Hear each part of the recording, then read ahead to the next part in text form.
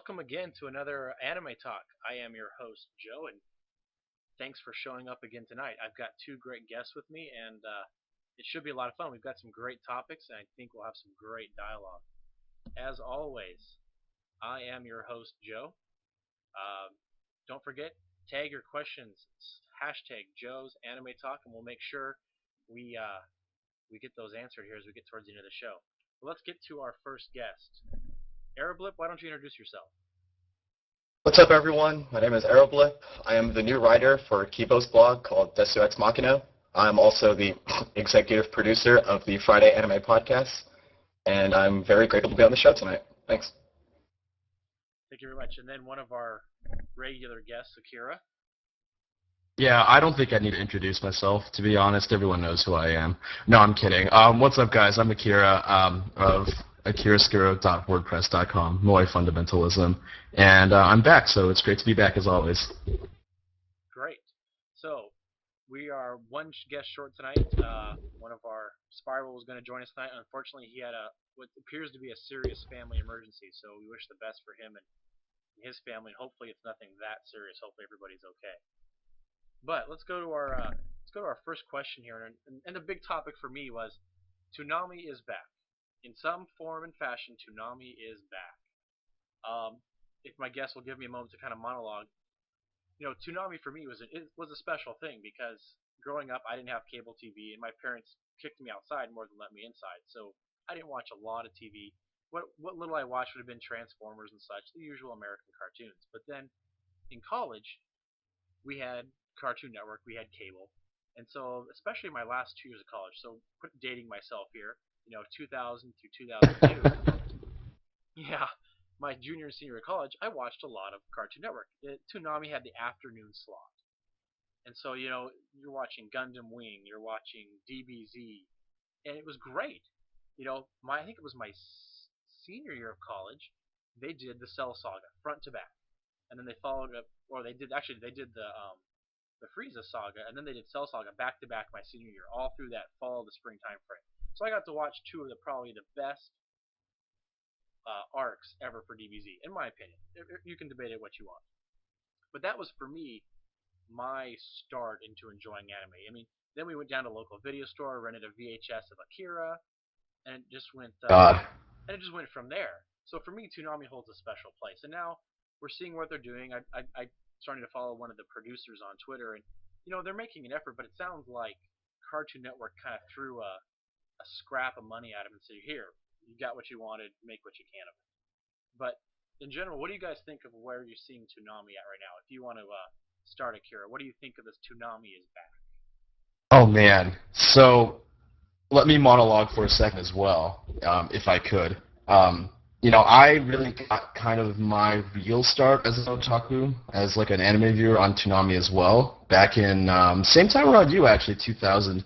But I'm dating myself too. I'm much younger than that, and I was watching Tenchi Muyo, and there's a lot of PDA and a lot of titties in Tenchi Muyo, and somebody didn't give me the memo that people did that. I didn't know that romance was a thing. I thought girls had cooties, and I was like, damn, this is awesome. So Toonami for me actually also holds a pretty special place in my heart. It's where I found my first waifu. So, I'm kind of glad that it's back, but at the same time, I haven't really been keeping up on it too much, but I feel like based on what you've been saying and based on what I've been seeing sort of casually, it just seems like it's really not up to scruff, and they're really trying to sort of sell it on sentimental value more than anything else. But I think, correct me if I'm wrong. I think they're doing it just because they sentimental somewhat, but they don't have the money. It sounds like. It sounds like Yeah, they got a bone of they got right. the scrap of a budget and said here. So they were only to get two, easily licensed anime, and that's what they're dealing with. Well, that's two for now. Don't forget. I mean, for all we know, they could probably have a schedule lined up for the next few months. So. What's on right now? Casher and Sins and Dead Man Wonderland. That's a terrible call. And then, those are both terrible calls. And then they're still showing the classic stuff they've been showing on Adult Swim, which is Cowboy Bebop, Yeah. Ghost in the Shell, Bleach, and something else. I'd have to go look again. Yeah. I mean, Maybe Trigun, I think. I didn't see Trigun yeah. yet, but it's probably going to be there. I think it's mostly to sort of, I mean, I kind of see what's going on is instead of giving them saying, hey, this is, like a new thing, it's really a pretty clever marketing tactic. They're sort of re-segmenting the anime out of Adult Swim, which I think makes sense because Adult Swim is kind of just like a catch-all for all adult cartoons with, and like adult programming sort of, I think there's a case to be made that Toonami deserves its own sort of time slot. That like anime deserves its own kind of time slot because it's like a very different kind of expression from like Tim and Eric show. Like Tim and Eric is awesome, but like it's not Trigun, it's not Cowboy Bebop. It's completely different. Yeah, I was going to say oh, I just lost my train of thought as you were talking. But what made Toonami great for me is that afternoon slot. And I mean, midnight to 6 a.m. is a very limited audience base. You're looking at people that are either graveyard by nature or are just I don't know, adults. Definitely, you're missing out on that whole 10 to 18-year-old block in the afternoons where you can catch your future audiences early. You know what I mean? Yeah, yeah, So I think they're missing a great opportunity to bring it back to where it was, rather than and begin to increase that audience and get that revenue rather than just I don't know. I'm having trouble putting this into words right now, but I think they're yeah, missing out on a great opportunity to build their fan base by only making it evening and not doing that 2-hour slot before, that 2-hour yeah, afternoon slot. Yeah. Well, I mean, just think about it like this, though. So, I mean, Toonami originally had its run, and then it failed after, what, 10 years? So, I think it's 10 12 years. years. Okay, so 10, 12 years. The point is that it had its time, and then it failed. So I don't blame Cartoon Network at all for being a little bit adamant as far as trying to get it back, back to its former glory. So if you start at the evening, or if you start late at night with the people who know who Toonami is, then you slowly build up the ratings from there. It's very possible to see it shift eventually back to the afternoon sessions where those kids are. Yeah, wait. Now that I just think about this, like, that makes perfect sense because the people who watched Toonami back in the day are all people who are graveyard shift now, aka college students. Like, we're literally the only demographic that stays up until 2 a.m. regularly. And all of us, like, grew up watching Toonami. So I think it makes perfect sense that, like, they're making it sort of a late night slot at first, and then, yeah, I totally agree with Arrow that, like, it could become, an afternoon slot later on. But like I said, I think the main reason why they're doing this is sort of clarify branding a little to segment the market a little better, because there's a lot of muddle going on with Adult Swim, and no one really knows what it is, and it's like, beneficial for the network to have these programming blocks have a pretty distinct sort of brand identity so that viewers know when to like tune in. Like, they have these sort of associations, which they really don't have with Adult Swim. So I'm seeing some comments here about how Naruto and those kind of episodes may have out-licensed or out-costed them. So let's go to this next question here. Getting licenses, licensing as a whole is a complete cluster mess that is beyond the scope of what I want to talk about, I guess, on a normal night. But just in general, should these studios put a lot more effort into expanding the anime industry into the Western world? And if they are, how should they go about that? What do you guys think they should? Aeroblip, why don't you start us off on this one? Yeah. So, when I first thought about this question, I was thinking it would be nice if, it would be nice if they started to open up towards the Western market. So, I feel like they do understand that there is, like, a small population out here, like U.S., Canada, Great Britain, pretty much the Western Hemisphere, who understands that, like, what anime is and what it's all about. So, to be honest, if they actually were able to hear our voice and maybe start animating towards things that we like in general, like something more like Cowboy Bebop, something that we can associate with, I would love it a lot. However, at the same time, would they actually do it? I don't think so. I just see a kind of a big culture shift in between the Japanese culture and then I guess just as a catch-all, an American culture, so to speak. So. If it were to happen, it would probably have to be one studio, definitely with the money that's able to do it. So, but as far as one that's out there, I can't think of any animation studio, so to speak, that can do that. There was one, and they're no longer here anymore. Which one are you referring to? There was once a very, very illustrious and very, very prominent animation studio that we all know and love. 5 letters, starts with a G. Gainax? Gonzo? Gonzo. Oh. Gonzo. I'm serious. So, because I'm a huge geek and I care about these things, I actually poured over Gonzo's investment reports for the past like 10 years just to see why they failed. And a big part of it was actually licensing. And they were the first ones to push aggressively overseas. In fact, if you look at their investor relations website and you look at their income statements, 20% of Gonzo's sales was overseas by 2008. But what happened was, sort of with the financial downturn in 2008, they sort of lost steam on that front, and then with the increasing amount of piracy and like the uncompetitiveness of sort of Blu-ray, because it's expensive, and buying a box set is fucking expensive, and that's how they generally get their money, and they couldn't secure broadcast rights. They ended up they hedged all of their money on sort of like the overseas market, and they actually lost so much money on the overseas market that all the money they made back from Strike Witches, which was hugely successful, was unable to break them even. And if you actually go look this up, if anyone cares, if you go on Yahoo Finance, JP, you can look up Tokyo Stock Market stock ticker 3755. That's Gonzo, and you'll see their stock just crashed in the spring of 2009, and that's really sort of when their whole overseas expansion project just kind of collapsed. They made some real attempts to expand overseas. I mean, there's Afro, say what you will about Afro Samurai, that was a genuine attempt to make an anime crafted specifically for Western audiences. And then there's also Hero Man, which isn't Gonzo. I understand these are sort of other projects, but I think ever since Gonzo sort of put themselves out there and failed, no one else has really been that willing to go ahead and sort of push out again. And this is yeah, go on, please. Oh, just quick clarification. Gonzo, they're an animation studio and a distributor, correct? I'm not too sure how they. I mean, I was looking at their corporate structure, and it's really convoluted and Byzantine. I couldn't really figure out what they do. Okay. But they definitely, for the most part, they do animation. They are an animation studio for the most part. They do some other things on the side, but I'm not sure if they're distributors.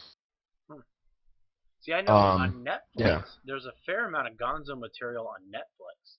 I'm trying to think. See, that's why. That's why there's a lot of last. Gonzo material. Was it? Did they do Gun Sword? Was that it? I think so. And if you remember, a lot of the really old Toonami shit was Gonzo. Like Blue Submarine #6. That was all Gonzo. Yeah, you're right. Oh. It was, the big ones were Gonzo, Funimation, and Sunrise were the 3 big ones that seemed to populate a lot of the Toonami stuff. Yeah. I mean, yeah, and jeez. What was the last thing that's sort of... Oh! Rosario and Vampire, that's what it was. Rosario and Vampire is all over Netflix, which is terrible, but, it's there. Yeah. Funimation basically has almost every anime right on Netflix. Yeah, but that's Gonzo. See, think about the shows they made. A lot of them aren't very, there are a lot of shows that aren't really for Japanese audiences at all. Like Red Garden. There was the G.I. Joe anime, which is kind of weird, but, there's that. There's Afro Samurai, with voices by Samuel L. Jackson. This is all... A lot of this stuff is clearly aimed at Western audiences. I didn't think Afro Samurai was that bad, but it wasn't that great either. Yeah. Yeah, I mean... And I think sort of... I don't think they should put any more effort right now in expanding into the Western world. And I say this because I think there's a general culture of fear and of trepidation, and they really don't have their marketing scheme worked out right now. I think there's some ridiculous statistic 10% of the anime fans buy 90%, are 90% of sales. in the anime industry, and that's not good. That's not a model that you Yeah, can well, export overseas. I think that their export strategy is going to have to change. You can't rely on selling physical media for much longer. I just don't Well, think. I just. yeah. I think your Uh, actual. I think your actual income is going to come from products other than selling DVDs. It's going to be figurines. It's going to be posters. It's going to be something other than the actual anime itself. the Well, franchise is what you're referring to, right? What's that? yeah. So you're talking The about the franchise franchise. Yeah, and the you're selling the licensing. media franchise. Yeah, Yeah. the media itself is just going to be the advertising. Okay, let's put K on in perspective. The anime was garbage. It wasn't all that great, but the product, but the A lot of product people hear line, that. yeah, the products they sell though, they make more money probably selling product line than they do actual DVD box Oh sets. yeah, they're stupid life goods. I hate those life goods. Because life goods are literally the world's biggest waste of money. You know, life goods are things like little coasters or, like soap dispensers and tissue covers and shit like that. I saw a set of 4 K-On! Coasters, and I was like, who the fuck who watches K-On! Has 4 friends that they can use these coasters with? Or 3 friends, really. Like, who has those? Like, if you watch K-On!, like, and you have 5 friends, 4 friends, just, like, let me know. I'd like to meet you. Uh, but seriously, like, I think that's true, but also I think the other thing in Japan that's really successful is selling those limited edition box sets. Because people love having shit that other people can't have. That's just like a basic trait of human. I'm serious. Like that's a basic trait of That's human right. nature. So like if you say something is limited edition, like people will be willing to pay that premium. But I also think that like because there are sort of less shows that are kind of like anime in the United States, like people aren't used to paying $60 for 2 episodes of a show. They're used to paying $60 for a season of something. You know? And I'm not saying you have to get rid of the limited edition, the gold-plated DVD, Yeah. Well, no, whatever. I'm saying like But these the are the actual things that they're media gonna itself sell. is almost valueless. You have to find value in limited, something that people can, that it's tangible. Because I mean, let's face it, most of us watch anime on less than legitimate means, and the reason we do that is because it's so easy to acquire. Yeah. You got to sell things that are not easily duplicated and acquired, and that's how Right. they're going to have to Right. make their money. You know, But maybe the thing Or, is, yeah, but the thing or is, those things are so expensive. you just got to find ways to market it better. Well, I I mean, mean, the whole movie industry, the whole entertainment industry as a whole is in this flux right now. This isn't just anime's issue. Movies, music, yeah, yeah. because the digital age has changed that distribution model. You got to find a way to use your uh, use your goods that have your infinite goods, like the digital media, the music itself, to sell finite goods, Or figurines, the concerts, whatever that's going to be. yeah. Or Yeah, the other thing that I think is sort of working out. It's really worked out for music and even for movies here in the United States is the whole sort of you're paying for a subscription for unlimited anime kind of thing. Kind of like a Netflix, but for anime. And I think that would actually attract a lot more people than buying box set because it's cheap. It's sort of rolling. You don't really think about it. You're paying $10 a month that you don't even see. You know. yeah. And I think that's a distribution model that's worked for a lot of people in the entertainment industry.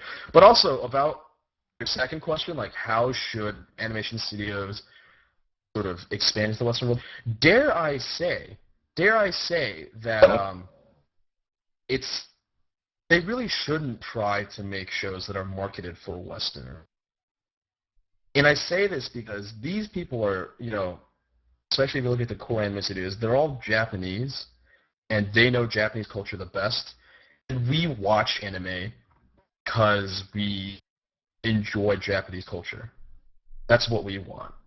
And I think the people who find anime fascinating will always find that uniquely Japanese take on life like a very interesting thing. And so I sort of wonder if there's any need to sort of, quote, cater to a Western audience, unquote, when in reality I think they just need to be making better shows that aren't set in fucking high schools all the time. Good point. Any last yeah. thoughts from you, Aeroblip? Nah, he pretty much said what I wanted to say. He has a tendency to do that. Sorry about that. No problem. Uh, so the last thing that comes up, and I came up with this question this week as well, was in watching the new Eureka series, AO, there's a lot of potential symbolism in everything from the character names to the titles and their reference to music to the choices the way they named the mecha. You know, it brought up a good question for me. At what point is being symbolic and creating these deep backstories behind each name, etc., at what point is it just too much? Does it begin to overwhelm a story to the point where you forget what you're watching? You're trying to, instead of watching the overall story, you're trying to focus on whether that red apple means something, or if the ribbon in the girl's hair is red, if that's supposed to symbolize the red string of fate. You know, at what point is that just too much? Oh, I don't want to say anything because Vuk is listening.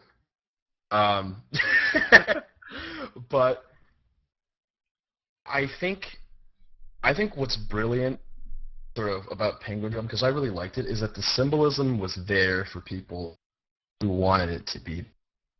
And for those of us who didn't really care to, talk about Gustav Klimt all day long, we could enjoy the show from a completely different lens. And I think that's awesome. I think it really becomes too much when the show is like so steeped in its own sort of symbolism that you just like can't get out of it, no matter how hard you try. And I think there are very few shows like this, to be honest. Most shows do a really good job of not being so insanely self-referential that they sort of are able to function even if you don't know anything about like the subject matter upon which like it draws. Like you don't need to know anything about any sort of artistic tradition. Enjoy Penguin Drum. You might get a different reading of the show, sure, but like you're still enjoying it. Hmm. What do you think, Mr. Blip? Uh, so I guess as far as directly answering your question, I guess it's a case-on-case basis. Pretty much along the lines of what Akira is saying. I don't think it's a bad thing at all to have symbolism in your show. I haven't seen Eureka 7 or AO, but I'm pretty sure that adding the name references in there, it probably just add on to those who actually care about it, as he's saying. Now, as far as Penguin Gen itself, I did catch some of the references. So, like how, like in the first episode, there was a Man on the Galactic Railroad reference, and yes, I love that. I did catch them, and I do enjoy it when I catch it. However, the problem is, I guess, going directly with Penguin Drum. I don't know why this is a discussion on Penguin Drum. Is that is that sometimes it can be too much, and for those who don't catch the reference, if they feel like if they're getting hit over the head with something that they don't understand, then it does become distracting, because they assume that they do need to know it in order to understand it. So yeah. I think that's often the case for a lot of Shaft shows. Shaft shows. I don't catch any of those references at all. Yeah. Yeah. It's just Yeah, go on. Sorry, go on. I mean, so I guess going with Shaft. I guess if we do a Shaft versus Penguin Drum type thing, I feel like when Shaft does it, or Shinbo, whenever he does it specifically, it's there just like as a little tidbit, kind of like a cherry on the top of the joke, Like, so, okay, you have, say, for example, Araragi is making this over-dramatic expression about something that someone else just said, right? And maybe Shinbo will change the animation style just slightly so it mimics another anime. And that's fine and dandy. However, when I notice with Penguin Drum, or maybe some other shows, if I can think of another one, I'll say it, what happens is that the content itself is interweaved with these references, such to the point where, again, I feel like the message that the anime is trying to present is bogged down by the symbolism, or it's too dependent on the symbolism. Yeah. So, actually, I think we have a great sort of example of this, and I think Yamakan, of all people, actually spoke out against this, and I really agree with him. He says, parodies are the cheapest form of entertainment, because all it does is it subdivides your viewers into people who understand what the parody is about and people who don't understand what the parody is about. So, like, what you end up getting is, like, these endless subdivisions of anime. And I actually think sort of the parts were not symbolism, but, like, references and sort of tie-ins and sort of really places where you need to know the culture. I think that's most guilty. I think anime comedy is actually much more guilty of sort of requiring the viewer to be in a specific crowd when you compare it to anime dramas. I think most anime dramas are fairly understandably newcomer, but most anime comedies are just completely over non-otaku's head. Like even something like Steins Gate, the humor is completely lost on anyone who's not part of the community for the most part. And I know this because I've shown Steins Gate to non-otaku who enjoyed it but didn't think it was funny because they just. Uh,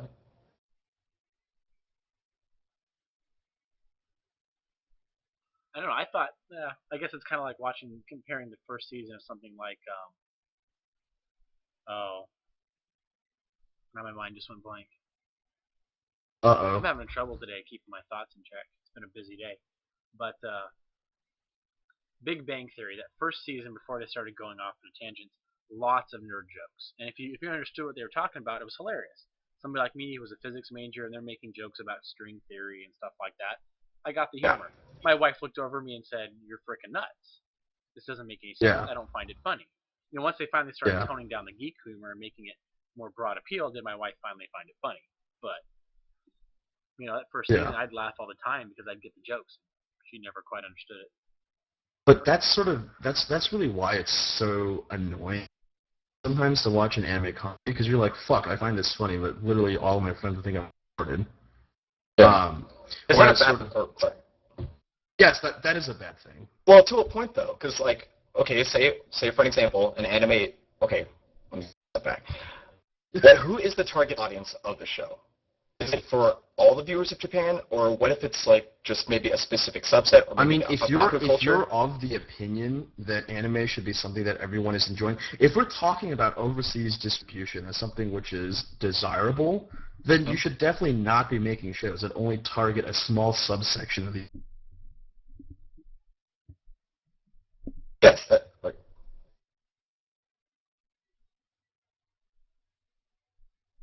Are we losing you there, Akira? No, I'm here. I'm here. oh, I thought you were. You No, I'm cut here. your sentence off short there. You want to finish what you were saying? Oh, no, I was saying, like, if you're sort of making a show, like, no, sorry, if you're talking about overseas distribution as, like, a good thing, and if you're talking about sort of expanding anime beyond Japan, then I think it behooves you to, like, not create shows which are only interesting to a specific sub-segment of, like, even the current fan base. Because I guarantee there are plenty of otaku who do not find Naruto-san funny at all. That's true.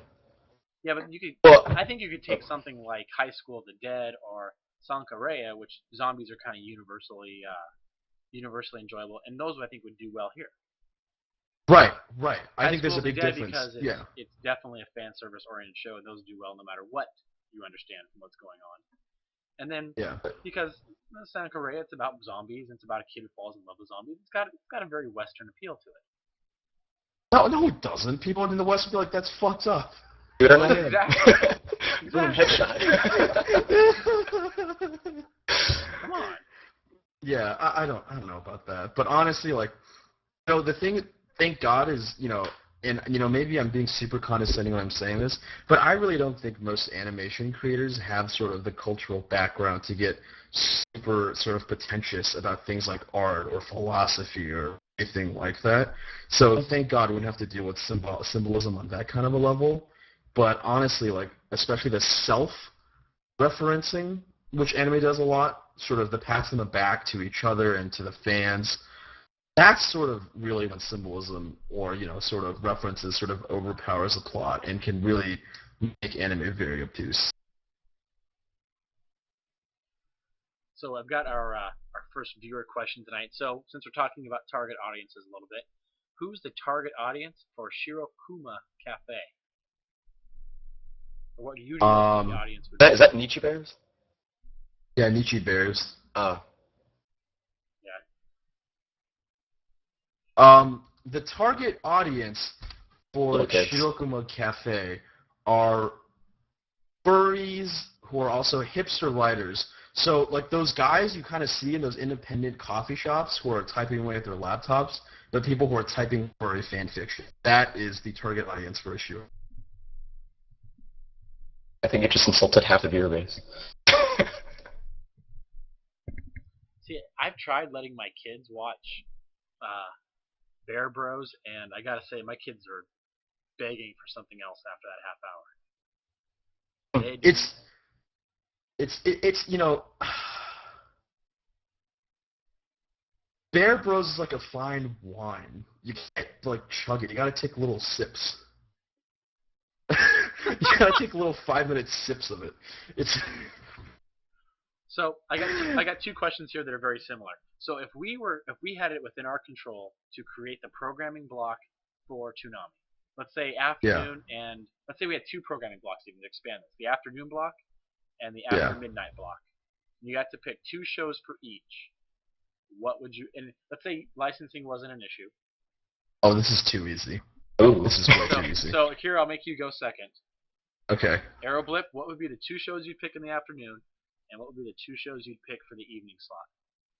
Okay, 2 shows in the afternoon. It's simple. You got a bunch of little kids. They're home from after school. They're hyped up on sugar because mama's not home. You pick two shonen shows. I guess a good example, probably for me, I think would be I don't know, Exorcist. Plot's not complicated. It's a bunch of action, jumping, whatever, sword fights, whatever you can name it. Like those kind of shows. Whoa, left. Okay, so those are the kind of shows that you've probably shown the afternoon. You want to appeal to the little kids because that's how they're going to make their money. Yes, that's what I'm basing my program on, making money. As far as the midnight section goes, you pick two grimdark shows. Something probably along the lines of Madoka, just because of the fact that you take something that you think is innocent and then you just the crap out of it with just grit and terror and horror and whatever you can think of. For some reason, in our culture, we have this fascination for things needing to be dark. I guess one good example is Batman, Dark Knight, so to speak. Like, you mean don't get me wrong, they're fine movies, but I guess for some reason everyone just loves how dark things can be. Like it has to be grim, it has to be sinister, and so that's probably how you market. That's how I think you would have to market if you want the most profit. Okay. Afternoon block for me. Number one, Gintama. Gintama all the way. Gintama's like the fucking funniest shonen show ever made, ever. It's also incredibly easy to understand for most people, I think, and adults and kids can both enjoy it together. It's like Rocko's Modern Life, but made by Japanese people. I mean, except it's not, but you get the idea. So I put Gintama on there, and sort of something for the ladies, maybe. For the little kid ladies. So Heart Catch Precure. I can't believe I just said that. Ooh, that'd But be great. I can't believe I just said the words Heart Catch and Precure. First of all, or something like Milky Hose. Milky Hose is great. It can be terrible, but something really brainless and asinine and just dumb. But I think it's time we start sort of appealing to the female fan base as well. And forgive me for stereotyping, but I really don't know shonen that well, so I don't really know. And then for the night, anything made by Gonzo in the past 3 years. So Saki, Strike Witches, any of those guys, or you can put on the whole Raildex. The Raildex, 72 episodes of Raildex would fill up a year quite nicely. And then for the second show, something dark, something like Durara, something like Bakano, Madoka, Steins Gate even. Yeah, see, that's what I was thinking right there. Yeah, so to kind of go into to start with my night, definitely I would put Dur in that night slot and Bakano, something that's got that Guy Ritchie feel to it, where the plot's twisted and you got lots of. It definitely would be in my night slot, and then I think you just have to kind of keep with that. It's at night. You want something that's grittier. So you want one moe show though. At night, you want one at night. Because you can't show Strike Witches at 4 p.m. You just can't do that. There would be no show for you to show. Huh.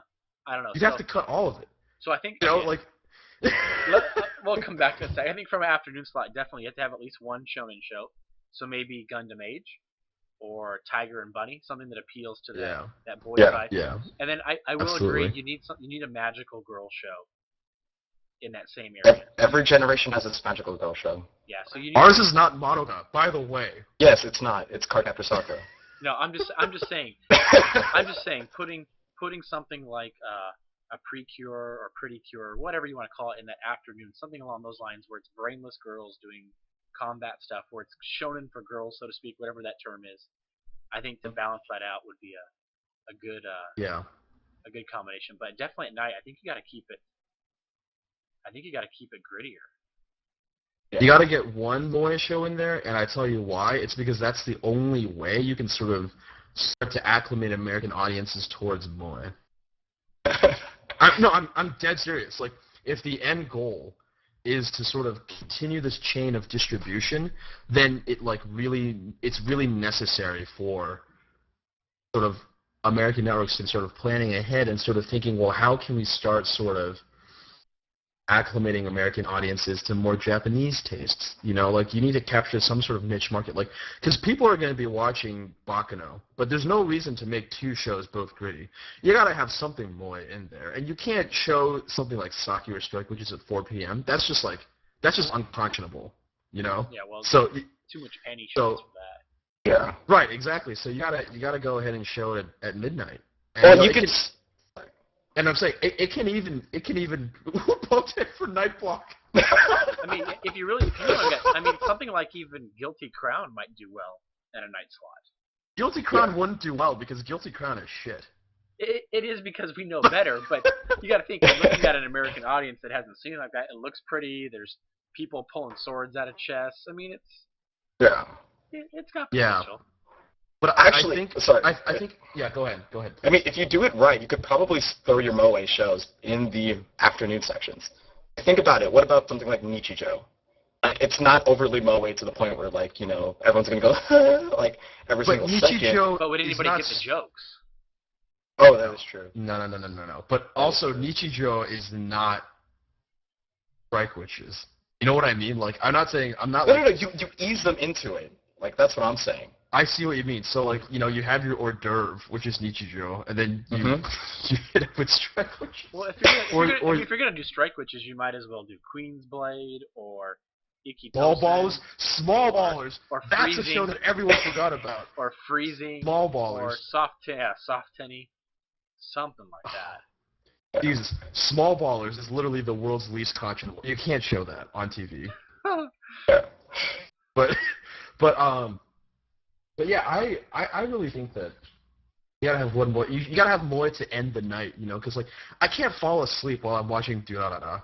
Put on Upote, I'll be asleep in 3 minutes. You know, so actually, that one wouldn't be bad for an evening slot. You got people. There's so many guns. You got tons of guns, and you got I think that actually probably is the best one to balance out something like a grittier, darker, like maybe darker than black or something. You know what I mean? Yeah, that's why I said something like Strike. I said Strike Witches not just because I love Strike Witches, but because it is like more. It's more violent than your usual boyish. It's like more violent than Kaon. I don't believe you know. All right, so last question. People die in Strike Witches, damn it. All right, so last question here. What's the worst show you've watched from this season's lot? This season? From this season, what's the worst one you've watched? You guys go first. I got a 10-minute rant coming up. Okay. Not really, but you guys go first. So is it something that I'm currently watching now, or something that I tried to watch and then dropped? How about just something? How about if you've dropped it, then it's probably not something you're watching, so it's probably the worst thing you've seen this season. So what would that be? The worst thing I've seen? Whatever that Shining Bright is. That's stupid anime. Yeah. Shining Brightness. Which one's that? What? Which one? Like, I don't know what it's called. It's like Shining Pan or something like that. Oh, like it's like the bread show. Yeah, they make bread and they give it to elves and, like, everyone looks the same. Like, that one. Yeah, Shiawase no Pai. Is that what you were gonna say? No. Oh. No, I have a show even worse than that. But Joe, go first. I don't know. I mean, I watched. Oh no, what's the one? Oh, here, go. I gotta think of the name. I'm having trouble tonight. All right. Hopefully you're having same thought I have. But Medaka Box is by far the worst show I've ever seen. Ever. Yes. Is it really that bad? It's terrible. It is atrociously bad, No, I honestly. mean, like, I've seen the first couple episodes, but I never thought, it's like bang your face on the desk that Okay, bad. it's That's even what I worse. thought Shining Bread was. The manga is bad. This show makes the manga bad. Like takes the manga and goes worse. Like it's that bad. Look, look, man. Midaka is just like, oh, yo, like, I'm such a badass. Like, I'm some, like, perfect girl who can do everything. And I'm just like, this is so stupid. I'm just like, You gotta remember, this is, this Shonen is Jump so was not about ready relevant. to drop that garbage until they reformatted it. We're watching the stuff that Shonen Jump tried to burn, tried to destroy. That's what they're making an anime out of. Yeah, I'm just like, how? What is attractive about this show? Like, you want a show about awesome student council members? Like, SYD was made 2 years ago, people. Like, you can go watch that. Like, there's no reason for this show to exist. I don't know. Like, I was watching it with C2 Switch, and we got through 5 minutes before we dropped it. 5 minutes. That was it. Um, and it was the toughest 5 minutes of my life. Like, it was bad. It was really bad. And that's the worst show I'm watching. Also, people are saying, you mad, bro? Like, yeah, like, I am mad. Like, shit sucked. I'm sorry. Like, it was terrible. And if you don't think so, I'm judging the shit out of you right now. So if there's some other questions here, I think I'll save them for next week just because we're running a little short on time. Getting No, close we're to the not. end. Dude, I know you could sit in here and talk for another 2 hours if I let you. So Yeah. let's get some final thoughts from you guys. Anything you want to get out there? Anything you want to follow up to reply to some of the questions we had earlier? Aeroblip, why don't you start? Actually, I need to find those questions. You probably have someone else go. Well, I would say just last thoughts from you. Anything you want to throw out Okay, there? last thoughts? Last thoughts. Hmm. I'm not even watching Toonami, so I really don't care. But if there's one thing I wish Toonami would do, is I kind of wish they would have like a harem show again. Because to be honest, like yes, like that's like if you're gonna bring anime to the U.S., that's probably one of the best genres to do it. And so let me tell you my story. You guys have your story time. I have my story time. Okay, go So for it. I watched anime like without realizing it. So like I mean it started with Pokemon, that kind of stuff, and then I did watch stuff like Tenchi Muyo on Toonami. I guess the first actual anime that I've ever seen, knowing it was an anime, was probably Love Hino. No, it was Love Hino. And to be honest, when I'm that young, like what, 11, 12, when I saw that, that was probably the best thing that could have got me hooked on an anime. Yeah, seriously. So many titties. So many titties. Yeah, so many like there was titties, there was ass, like Naru's there, even though I know she's not your favorite Akira. I get it, but like it had all the appeal, like everything that just like I wanted as a 13-year-old boy. Like that's exactly what I wanted. I wanted to see that. And then I guess like the anime after that was like Golden Boy or something like that. So if Toonami were to go to the afternoon block, and maybe just in general, if Toonami wants to come back successfully, they need to go back to they need to look at their audience as the 10 to 16-year-olds and then target them. That's the best thing they can do. My my sort of final thought is a play off of his. Um, hmm. I think harem as a genre is dying. I'm calling it bullshit on Slim, but I think that there's been a steady decline in the number of harem shows that have been produced. Or maybe I'm just watching less of them. But it seems now we have more focused romances instead of sort of, the real harem where like everyone is sort of competing for one guy. There's sort of more, there's sort of a greater sort of, like for example, like in Tenchi Muyo, like you don't really know who Tenchi is going to be with at the beginning of the show. But in most shows these days, there's a set couple, and like all the side characters get their time in the spotlight, but like you know who the guy's gonna end up with in the end. And I think that sort of signals a kind of the death of the harem as a genre, and sort of a shift towards something else. So I just say if you're gonna go for harem, you might as well just go for full fan service. Fucking show Queen's Blade, show Saki, don't show Saki because no one knows what Mahjong. Mahjong is, but show Upote. um, Maka and but Kimi, I don't come think on. there are that many harem shows left, unfortunately. The golden age of harem is past us. I know. I think this season I'm not really watching a harem-esque show at all. Exactly. And I wonder if it's just that we're too old for that shit, or if there's actually less of them. I know I think you're just personally. giving out on it. Yeah, I know personally. I phased out a lot of goofy harem out of my watch list. So Yeah. So I don't know. I don't know. Oof. tough stuff. But Alas. guys, I appreciate you coming on this week. It's been great. No problem. Akira, it's fun as always. Hey. Aeroblip, we'll have to get you on here again sometime. Thanks for having me on in the first place. But next week we have Emperor J from Lower Mid Table, and I have two of our writers for the Nihon review. Word. I have Katie Word. and Katie and one of the Kings of Terabad, and I always butcher his name, and Hi, Aeldin, Lauren. huh? Kalaran Hi, Aeldin, Lauren. yep, from Nihon Review. So that will be a lot of fun. And then on June 5th, we've got a ladies' night. I've got AJ the Fourth and Elgenius from you know what? My mind is gone tonight. I apologize. Shibi Reu. I can't even do it. I'm sorry. From Love you guys. the electrifying blog. Yes, the electrifying blog. So I apologize. I've been completely off all night, as anybody who's been watching. So my mind has been in about first gear when it should be in third. But so ladies' night, June 5th, should be a lot of fun. Ladies usually get drowned out when there's guys on the show, so it'll be nice to get them to be heard a little better. But as always, it's been a lot of fun. You can find this show along with the video and audio at joeanimated@wordpress.com. If you like to listen to it later, there's a podcast feed. And if you are interested in coming on and talking with us and getting your voice out there, you can email me at gmail.com. But thanks again. We'll see you guys next week.